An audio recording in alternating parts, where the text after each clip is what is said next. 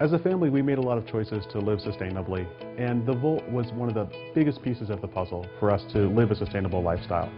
Really, the last thing that we were holding on to was our cars that ran on gasoline, and by having a Volt, I think it really allowed us to become a much more sustainable family unit. Before the Volt, I actually hadn't even seen an electric car. I remember that we were interested in getting a new car. We went looking at the Chevrolet dealer, and I had never even seen it. We just liked the look of it, and after talking about it, it became a very viable option for us. But it was one of the things that when we walked into the dealer, we had no clue it even existed. There are certainly some misconceptions about the Volt and about electric vehicles. When I first went to buy mine, my dad told me, well, you can't take that thing on the highway, right? I think he's picturing a golf cart, and that's certainly not the case with the Volt. I've heard some people say that the Volt is much more like a science experiment than it is a daily driver. But we travel with it every day, and it's our primary mode of transportation for our family whenever we're taking trips.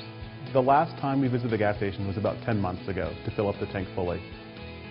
We're down to about half a tank now, so we've used about 4 or 5 gallons. So we'll probably fill up again in about the next 2 to 3 months, perhaps, to get the tank back up to full before a big trip. A lot of people will ask me questions about the Volt and ask if I'm going to run out of power and if I have concerns about that. And I don't think everyone understands the distinction between the Volt and maybe some of the other electric vehicles on the market, that the Volt does have electric power but also has a gas backup, meaning that I'll never run out of power. One of the things that surprised me most about the Volt was how nice it was to drive. It feels like a luxury car. I've never owned a luxury car before, so it was very nice and a very good surprise to be able to drive a car like that. I'm not going to lie, one of the only ways I drive the car is in sport mode, just because it's so much more fun. That's where you can really get the acceleration and the zip out of the car. It's great. I mean, we do drive it in eco-friendly modes when we're taking longer trips. When I'm just going around town and I have a little energy to spare, I'll always hit the sport mode button before I start my trip.